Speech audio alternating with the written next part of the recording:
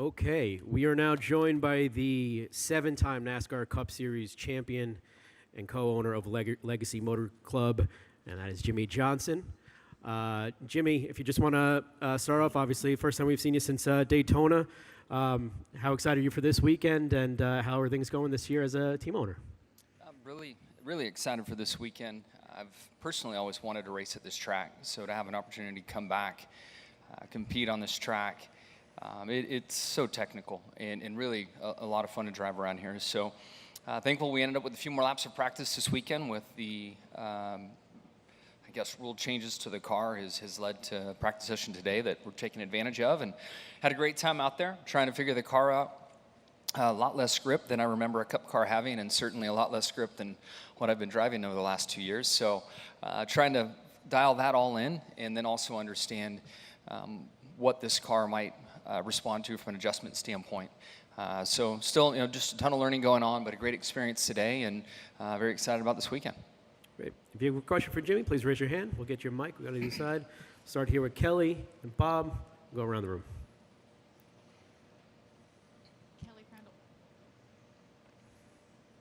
Kelly Crandall, Racer.com. Are you getting more on the competition side of things now, or are you still doing more of the business marketing and everything? Yeah, my focus point still really has been on the business marketing aspect of the team.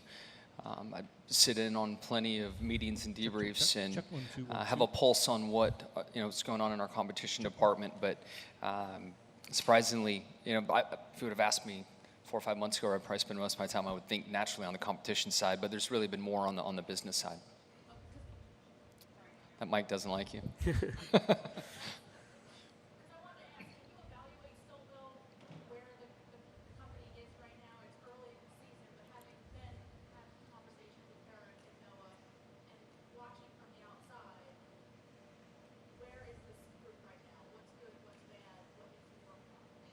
Yeah, I think so much changes from year to year, and trying not to overreact to the first couple of races and performances. You go to Daytona, we all feel like we had good cars and we're competitive.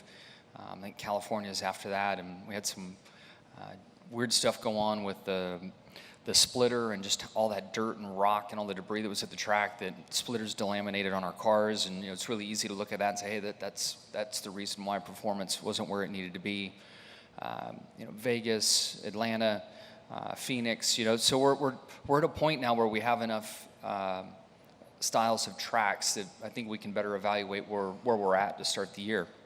We're not where we want to be, but there's endless work going on at the shop, and just very thankful for the crew chiefs, for Joey Cohn and his his hard work and focus that's going into it, all the engineering that's behind it. So we're digging along. I don't think we've hit our peak for the season. Doesn't want to work for me. We haven't hit our peak for the season yet, and I think we now have an idea of where our short track cars are, what we need to work on, mile-and-a-half stuff, and then certainly the restrictor plate tracks. Bob, might want to just shout out your question unless that works.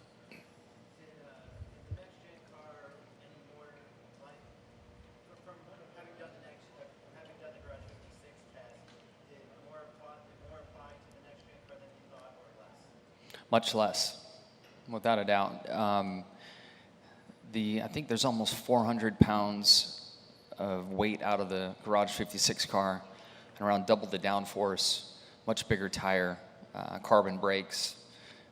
The Garage 56 car has a lot more grip than a Cup car does around here, to say the least. And then just looking in the I'm still using a rearview mirror. I don't think many are. But looking in the rearview mirror and seeing how big the spoiler is here this weekend compared to the Garage 56 car, I mean, it's got to be a foot difference in just rear downforce alone. So much different experience. Go here. Yeah, just holler it out.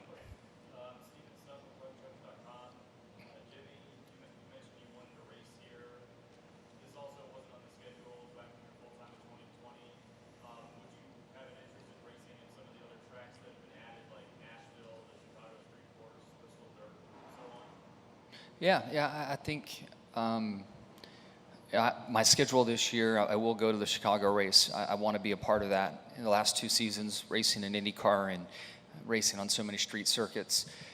Grew up around a street race in Long Beach as a kid and just love that energy environment and what street racing is all about. So I want to be a part of that this year, and obviously looking at the Chicago race. Now, Nashville, you're talking about the oval, right? Because they're not doing downtown. I raced there a long time ago in a Busch car, and I really enjoyed the track and have a lot of testing laps there back when we were allowed to test.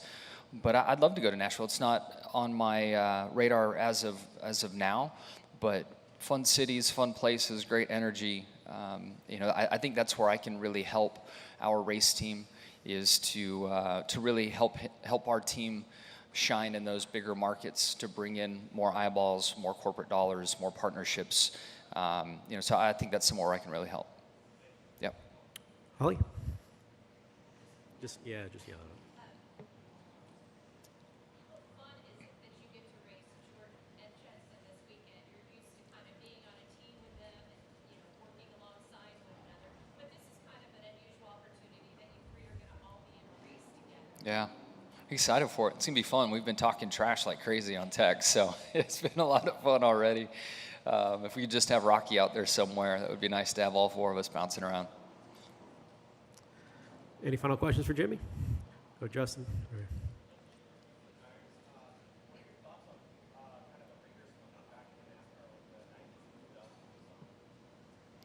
I think international attention for any form of motorsport is super helpful. And I think the regulars in NASCAR knew that they needed to lock it down from a driver standpoint and car standpoint and get their cars right. And there's still points on the board, and stage racing and championships and how they're determined now is more important than ever. But ringers could come in and take the money pretty easily in the past, or at least take the podium spots away. And the regulars are just buttoned up now. Doesn't matter if it's the team, the car, the driver.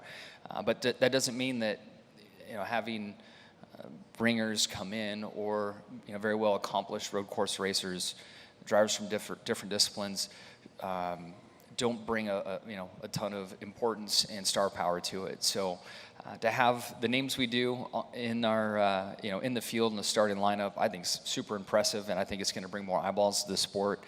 I think it's harder now to be a ringer and show up and expect to be on the podium, but they're in the field and their fan bases will be watching. Jerry?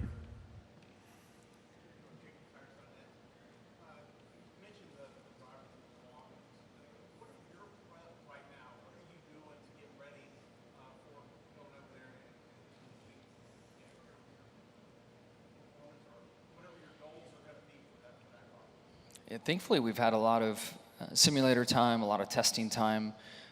We've been able to work through our driver changes, which are pretty unique in a stock car vehicle versus sports cars, and having a door. It's a big difference in climbing in and out of a window and a window net and all that goes to it. So Hendrick's done an amazing job. So has GM, to give us all the simulator time that we need. We still have another test session or so out there for us, more sim time. I'm spending time in my home sim. All the racing I've done in sports cars, I've always been in the fastest category and didn't have to worry about many cars approaching from behind. And it's going to be a much different experience, especially at night with headlights. So in my home sim, I've been loading up as many prototypes that I can in the session, and just have them in my mirror all the time, and trying to get used to where to look and why I should look in certain areas and where I should expect those cars. So it'd be the only twist to it, is just spending a lot more time on iRacing and also on R Factor too, getting used to traffic.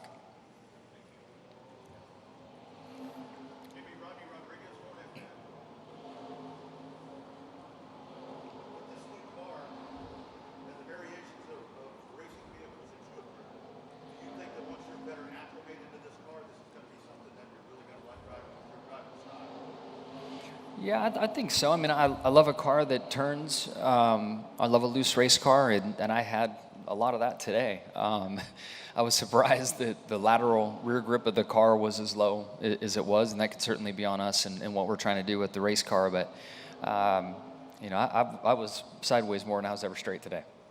Yeah. We'll wrap up right here. Jimmy, Brian Watson from frontstretch.com. I was just following up on going to new tracks. Are you considering going to North Wilkesboro for the All-Star race? I've thought about it, but it's too close, and we're not prepared for it. Maybe next year. Yep. Sorry, we'll take one last one over here.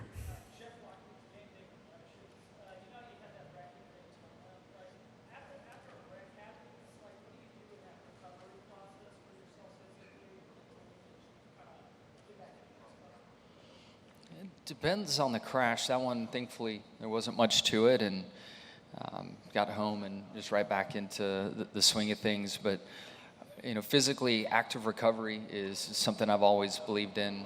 Cold plunges help quite a bit, and just trying to work out any areas that are sore and just kind of get the blood circulating, pumping through there.